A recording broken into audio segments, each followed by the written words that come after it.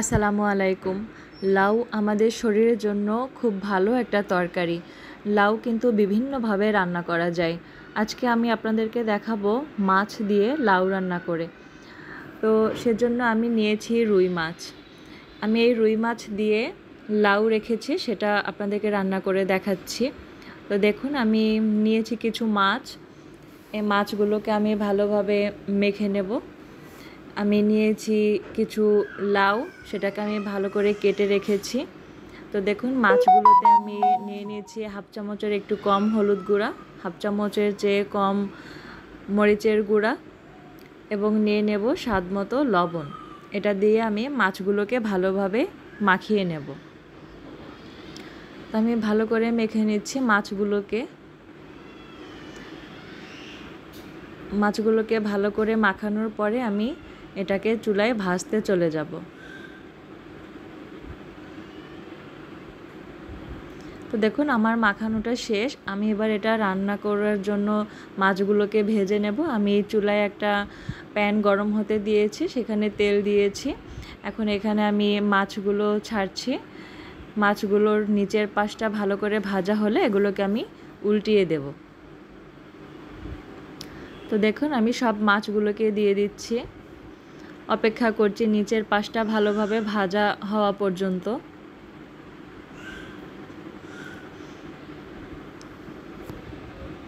তো দেখুন, আমার নিচের পাশটা ভাজা হয়ে গিয়েছে মাছের। আমি এগুলোকে উল্টে দিয়েছি। এবার নিচের পাশটা ভালোভাবে ভাজা হয়ে গেলে আমি একে একে সব পিসগুলোকে তুলে নিচ্ছি।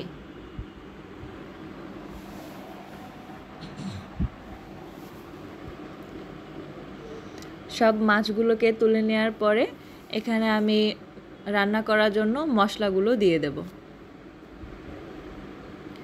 তো দেখুন, আমি এই তেলের ভিতরে দিচ্ছি 2 চামচ পেঁয়াজ বাটা, দেব 1 চামচ রসুন বাটা এবং হাফ চামচ আদা বাটা।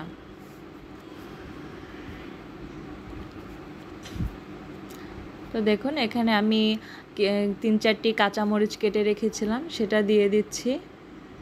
দিয়ে দেব হাফ চামচ জিরা গুঁড়া এবং হাফ চামচ ধনিয়া গুঁড়া। স্বাদ মতো লবণ দিয়ে দিচ্ছি।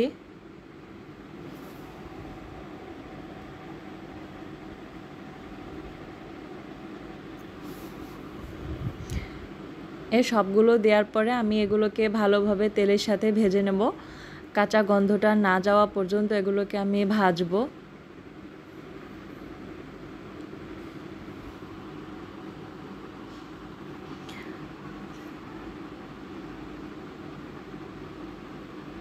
দেখুন, আমি এগুলোকে ভালোভাবে ভেজে নিয়েছি।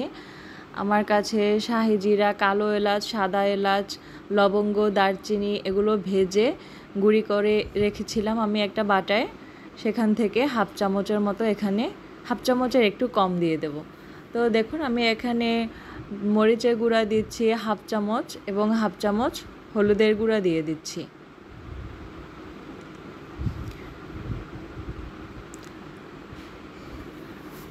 আমি এখানে কিছু পানি দিয়ে দিচ্ছি মশলাটা কষানোর জন্য।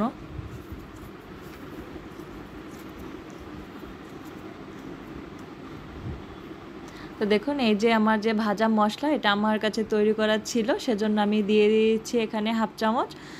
আপনাদের কাছে তৈরি করা না থাকলে দেওয়ার প্রয়োজন নেই। আমি রান্নায় সুন্দর একটা স্বাদ এবং গন্ধ আনার জন্য এই মশলাটা এখানে ব্যবহার করেছি।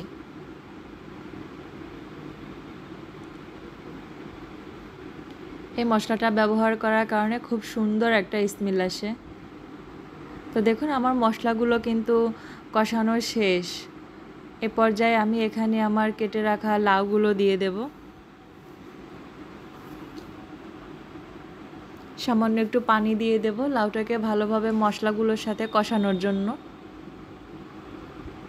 এগুলোকে ভালোভাবে নেড়েচেড়ে মিশিয়ে দেব। লাউ তরকারিটা আসলে খুবই ভালো একটা তরকারি।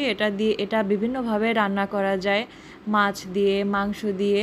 তো আমি আজকে আপনাদেরকে রুই মাছ দিয়ে এটা রান্না করে দেখাচ্ছি। মাছ দিয়ে রান্না করলে কিন্তু লাউটা খুবই মজা হয় খেতে। আপনারা এটা বাসায় তৈরি করে দেখতে পারেন। আমার কিন্তু লাউটা কষানো শেষ। এ পর্যায়ে আমি রান্নার জন্য পানি দিয়ে দেব এবং লাউটা ভালোভাবে সিদ্ধ না হওয়া পর্যন্ত অপেক্ষা করব।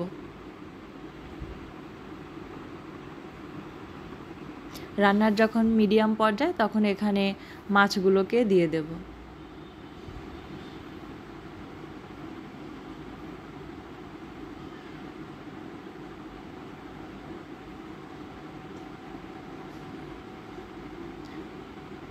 আমি ঝোল দিয়ে দিয়েছি, এবার এটাকে ঢাকনা দিয়ে ঢেকে দেব। ভালোভাবে ফুটে ওঠা পর্যন্ত অপেক্ষা করব।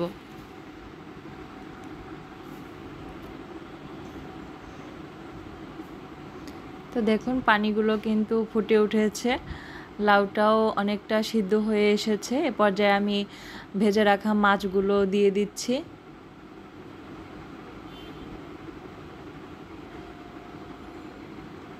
এ পর্যায়ে আমার কাছে আমি কিছু ধনিয়া পাতা কেটে রেখেছিলাম, সেটা এখানে দিয়ে দেব। ধনিয়া পাতা দেওয়ার পরে খুব সুন্দর একটা স্মেল বের হবে।